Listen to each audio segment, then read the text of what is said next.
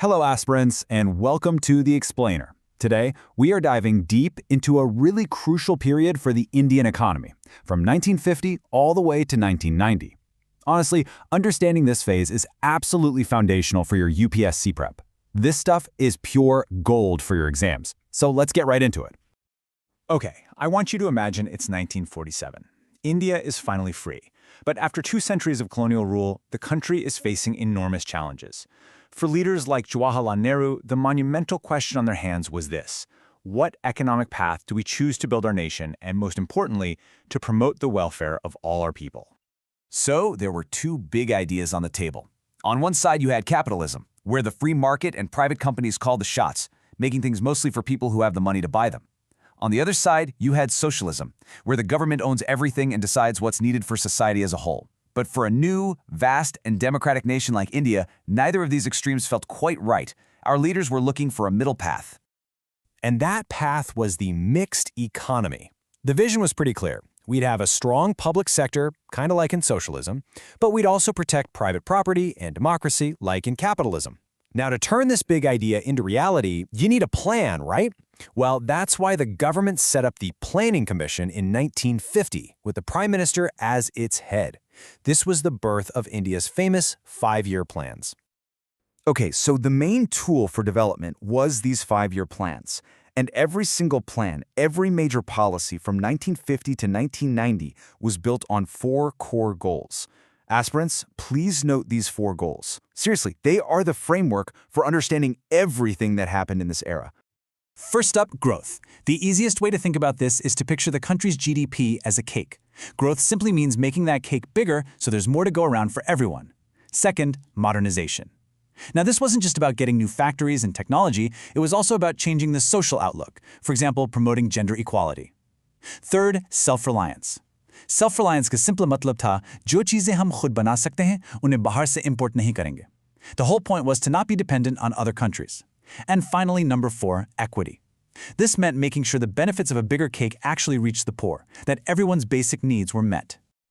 All right, so with those 4 goals in mind, let's see how they were put into action. We'll start with the biggest piece of the economic puzzle, agriculture. You see, when India became independent, our agriculture was totally stagnant, thanks to colonial rule. This was the first massive problem our planners had to fix.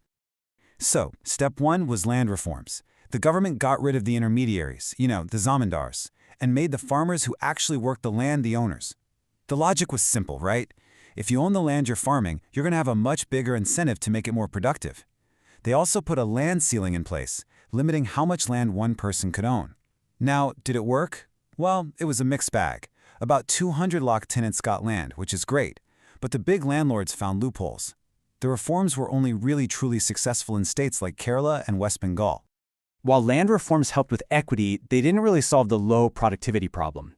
India was still just one bad monsoon away from a devastating famine. Something big had to change. And that big change came in the mid-1960s. It was called the Green Revolution. And believe me, it changed Indian agriculture forever. So what exactly was this Green Revolution? Well, think of it as a package deal. It involved using these new high-yielding variety, or HYV seeds. But these seeds were picky. They needed just the right amount of chemical fertilizers, pesticides, and a lot of water. At first, it really took off in the richer states like Punjab, Andhra Pradesh, and Tamil Nadu. But eventually, it spread, and the result was a game changer. For the first time, India became self-sufficient in food grains. And this brings us to a huge debate. And trust me, this is a classic mains exam topic. The debate over agricultural subsidies. To give farmers, especially the small ones, to take a risk on this new technology, the government offered subsidies on things like fertilizer. Supporters said, hey, this is essential. Poor farmers can't afford this stuff otherwise.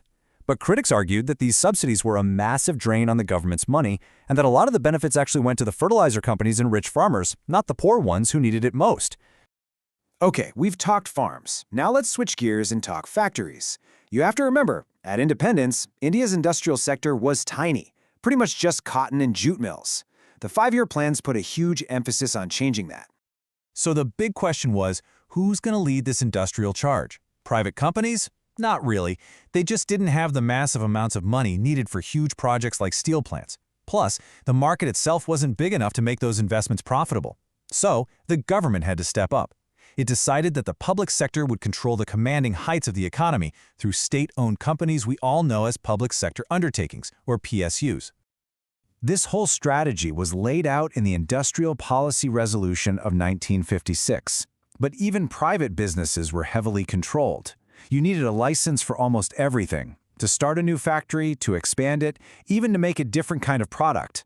This complex web of licenses and regulations became famously, or maybe infamously, known as the permit license Raj. It meant a mountain of paperwork and a whole lot of red tape. And this whole focus on building things at home didn't happen in isolation. It was tied directly to India's trade policy. For pretty much the first 40 years, our approach to the rest of the world could be summed up as an inward-looking strategy. The technical term for this strategy is import substitution, and the logic was really simple. Instead of buying things from other countries, let's make them right here in India.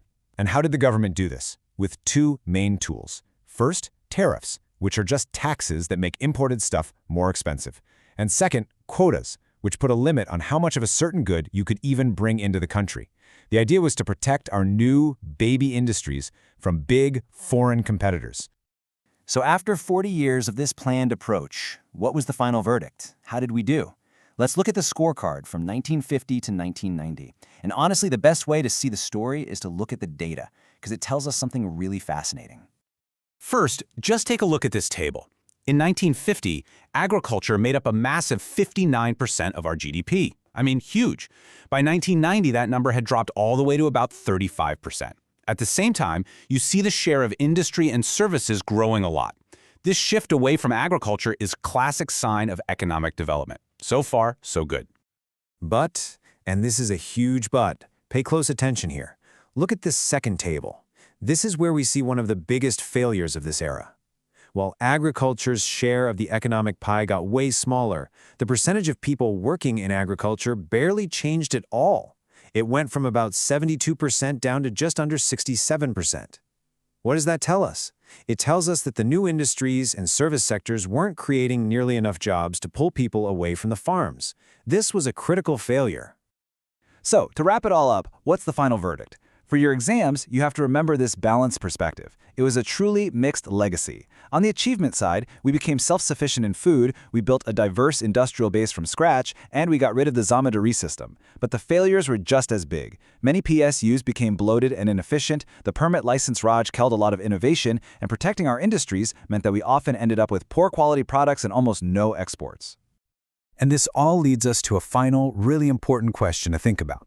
There's no doubt that this period laid some impressive foundations for the Indian economy, but it came at a huge cost in terms of efficiency and global competitiveness. So the question you should be asking is this: were the massive economic reforms of 1991 simply a choice, or were they an absolutely inevitable consequence of this 40-year legacy? Something to ponder. We'll see you in the next explainer.